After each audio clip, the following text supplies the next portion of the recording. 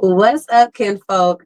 It's your girl, Raquel Adobe, and I am not feeling well, y'all. So I apologize. My energy is going to be a little bit low. I'm going to try to breeze through this information because I want you to get the information. Tonight, we are talking about the major cities of Egypt. So Cairo, Giza, Luxor, Aswan, and Alexandria. I want you to get a sense of the vibe and the culture, the differences between the cities so that you can make an informed decision about how long you want your trip in Egypt to be, as well as which cities you're going to visit when you are there. So I'm going to go ahead into present mode so that I can show you guys some updates that I made to Egypt's page on connectmetoafrica.com.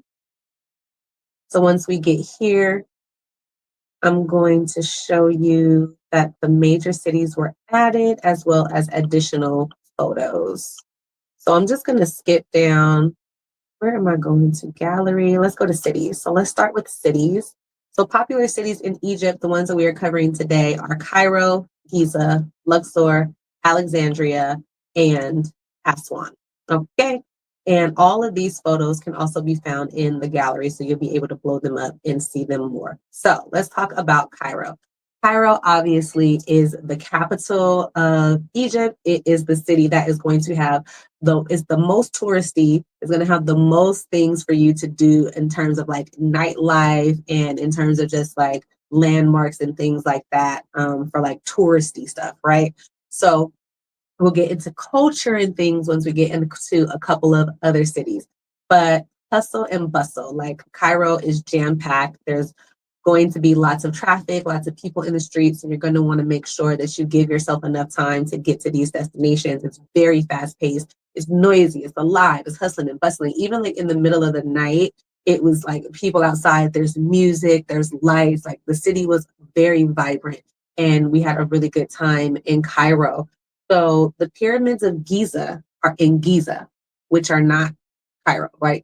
Giza is its own city. People live in Giza, all these things. But when you are in Cairo from certain places, you can look over and see the pyramids. Like they're literally right there. And so you'll see here that it says they're basically like roughly 3 miles apart because it says it's 16 miles from the airport, and it says Cairo is 13 miles from the airport. So they're very close to each other, just so you know. But pyramids of Giza are not in Cairo. They are in Giza. There's the Egyptian Museum, there's the bazaar, lots and lots of touristy things for people to do.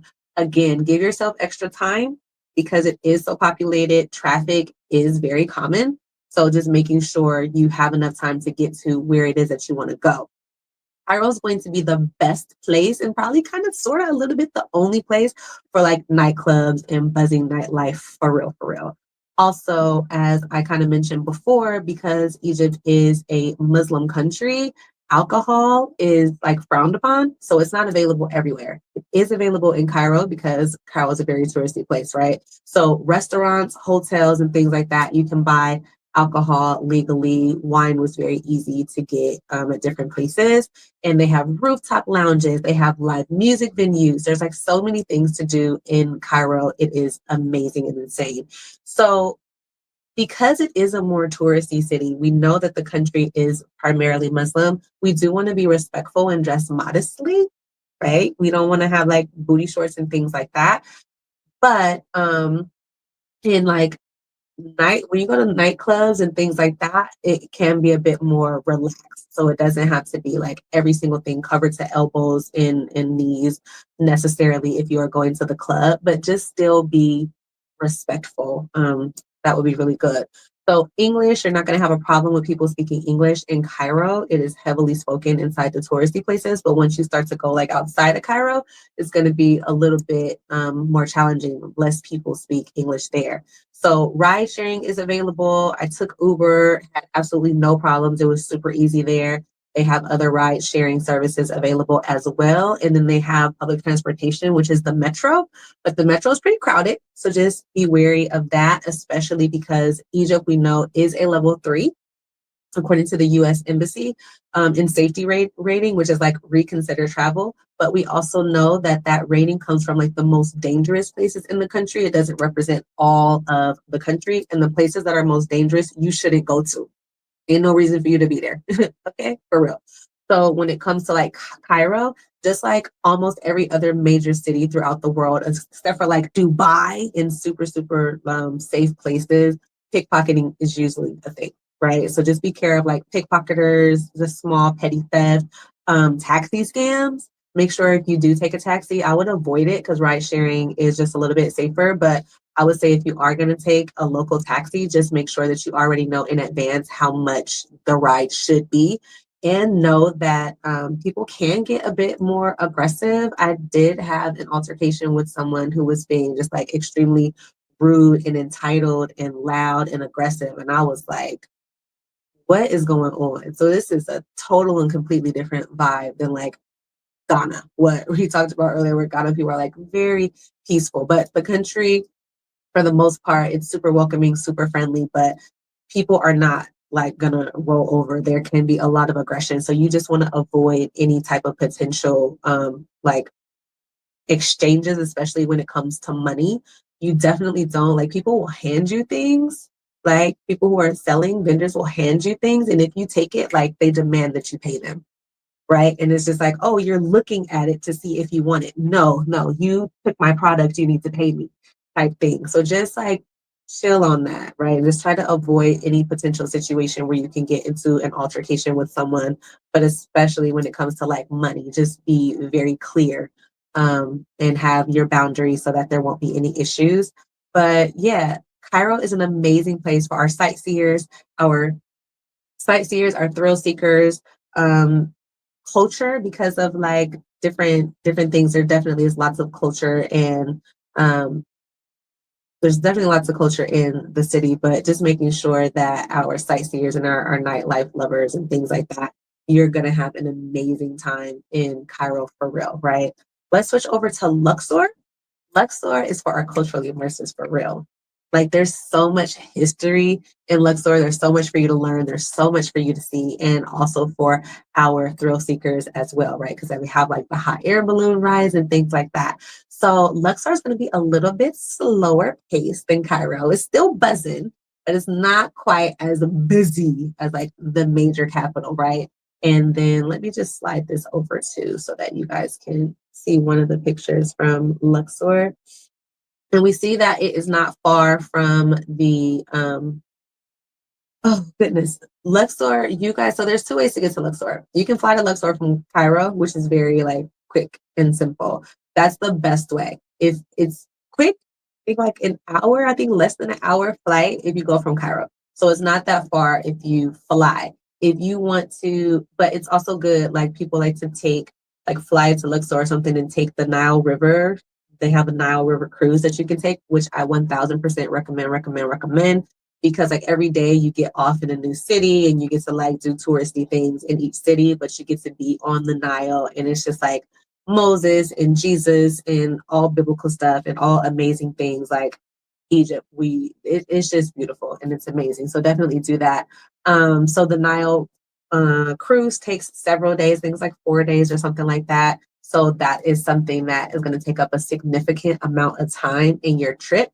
And when I heard that, I was like, who said I want to be on the boat for 4 days? Like, what? And even my aunt, who does not like boats, she doesn't like being on water like that at all. She was very fine with the Nile cruise. So if something like you're not a person who likes to be in water, you're scared of like being on boats and cruises and things like that, the Nile cruise, it's very lovely, and you're not going to have any problems with that, or you shouldn't have any problems with that. But I highly, highly recommend it. Be sure that you count those days though, right? You want to give yourself enough time in all of these locations. So if you are doing a Luxor, the Nile cruise, and it's 4 days, just being cognizant of that so that you're not rushing during your trip. So they have like the Valley of the Kings, which is an amazing experience. It has the temples where the kings were buried, right? And even though like the gold and everything, I think I have one. Yeah, this is one of the pictures. Even though the gold and everything has been remove like all the artifacts and things, this is the most beautiful in my opinion. So it don't get better than this. But you can see just from all the beautiful designs and the art and things, the way that they decorate the temples, even without all the gold and everything, it's such an amazing thing to experience and to see.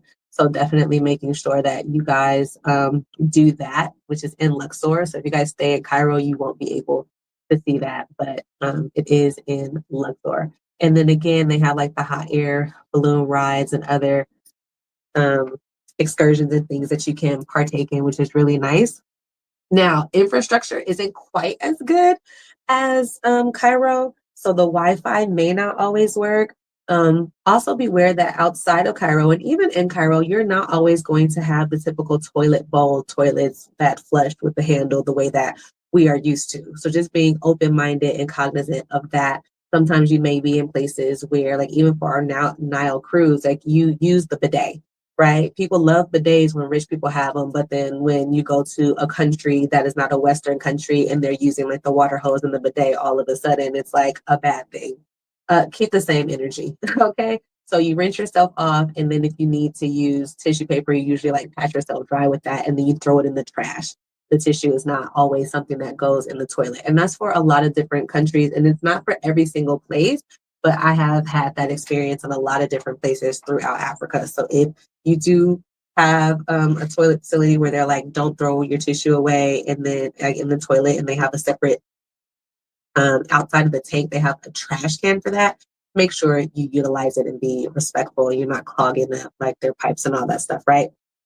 Also, if you are in Luxor, you are going to want a guide or a driver. It's absolutely essential because they have so many different historical places for you to visit, and they are not close to each other. If you're going from one temple to the next, they are pretty great distances between them. So trying to take a metro or a ride share or something, don't even think about that.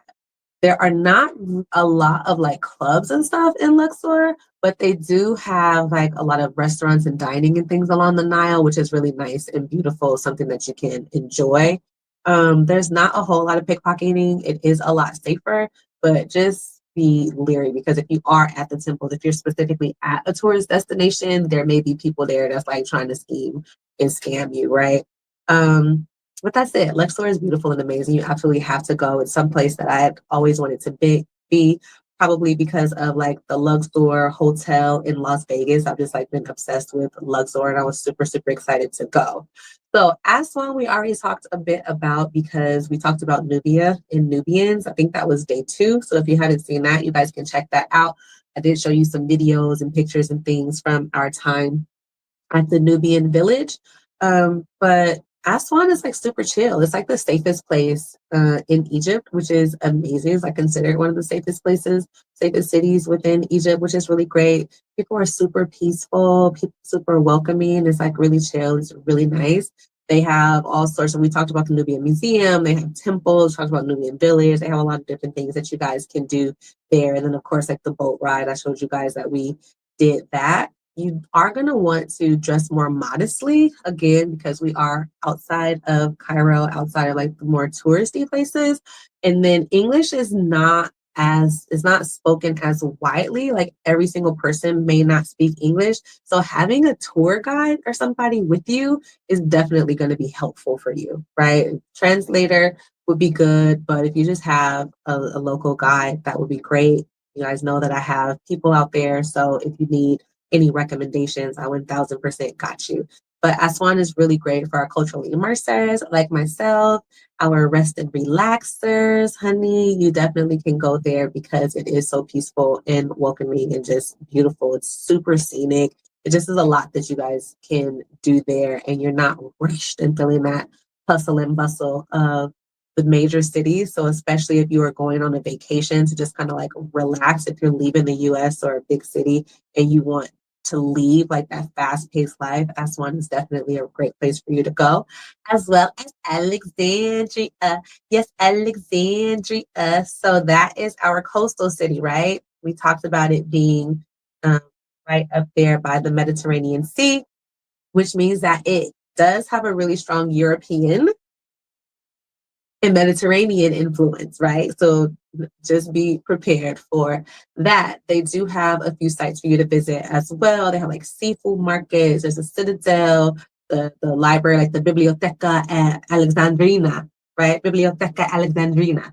Oh, I should be pronouncing that correctly. They have a few different spots that you guys can check out that's really nice, but the main thing is on the coast, right? It's right on the water. So our rest and relaxers, 1000%. It is not as much of like a culture place, but included in culture is food.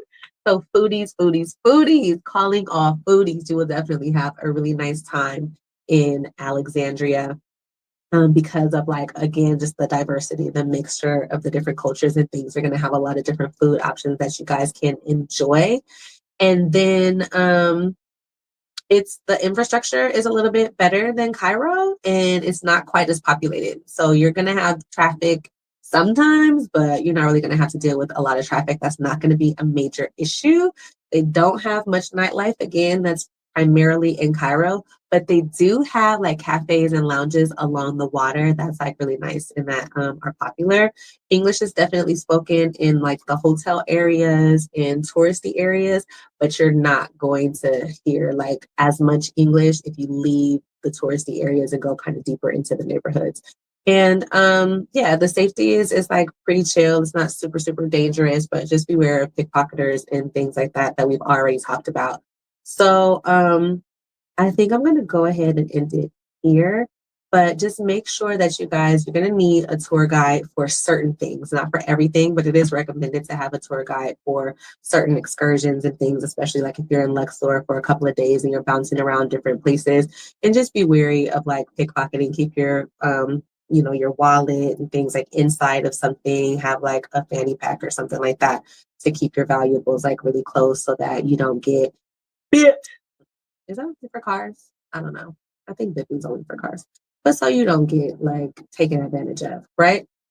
All right. And so, yeah, I think I'm going to end it here. If you guys have any questions, we have one more day for Egypt. So just let me know. I'd be happy to answer any questions that you guys have and show you more, um, photos and things like that. And I'll see y'all tomorrow. Hopefully, I'm feeling better. Bye.